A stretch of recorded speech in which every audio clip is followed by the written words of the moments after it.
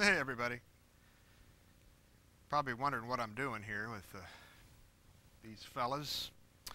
Well, we got a film that kind of matches what's going on here, largely because what happens very often with the movies that we show is people do get kind of stupefied and they freeze. They either become zombies or they just kind of stop dead in their tracks. And this guy was on his way to deliver the squeegee so I could do my drive-in bit from the last film, but he kind of froze.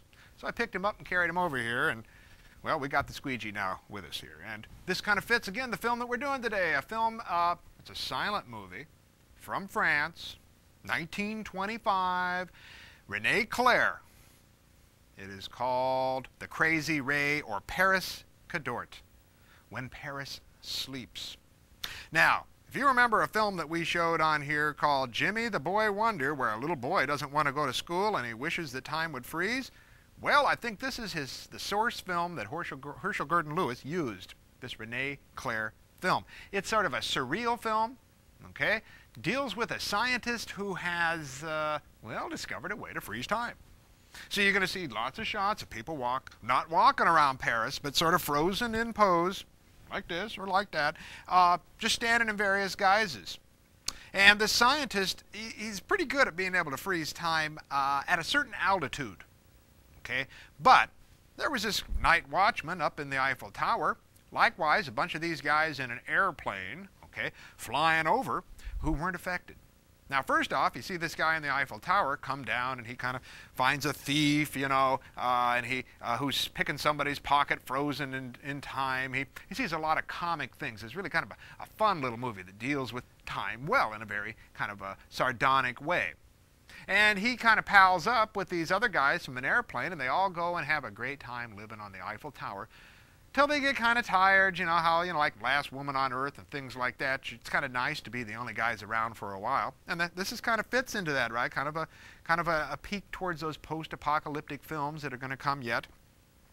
They get along pretty good, and then they kind of get on each other's nerves, you know, and there's only one woman there, you know, and again, you know, they have to fight over women folk and so on, these guys, and they kind of put on tough shows and so on.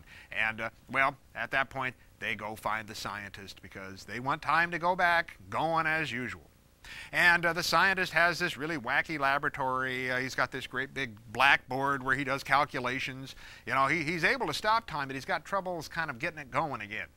Okay, and he's got this great big lever, like the kind that you see at a big sawmill and those melodramas. You pull the lever over, you know, and some lady's going to get cut in half on a log. Well, in this one here, you got this big lever, and there's this great scene in here, and I think that Rene Clair is making a little bit of a joke here. They sort of say, you got to get time going again, buddy, and he says, okay, and I'm going to do some calculating on the blackboard to see how to do it. Well, he does these fantastic equations and things. Reminds me of Claude Rains from Battle in Outer Space, okay, or Battle of the Worlds. That's right, where he's doing all of his mathematic things on those pots inside of that greenhouse that he lives in. Well, in this one here, spends hours doing these calculations, and then you know what that urges him to do? Just pull the lever over. Ha! Really great.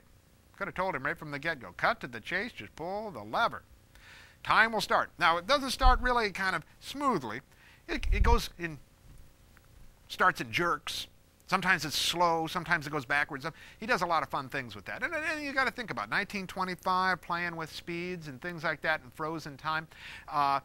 They're sort of playing with the element of the cinema itself, which really Rene Clair, who of course one of his great works, the Entr'acte, okay, which is one of the great Dada films of all time, very much plays with speed, slow motions, reverse motions, and people, well, chasing a coffin that's loose, rolling down a street. Very funny little movie. Now, Rene Clair, he's going to go on and do a lot of great films, Les Millions. He's going to do The Italian Straw Hat. He also is going to do one of my favorite over here in this country, Ghost Goes West. Okay, so he does work in this fantasy element as well as doing some rather serious films as well.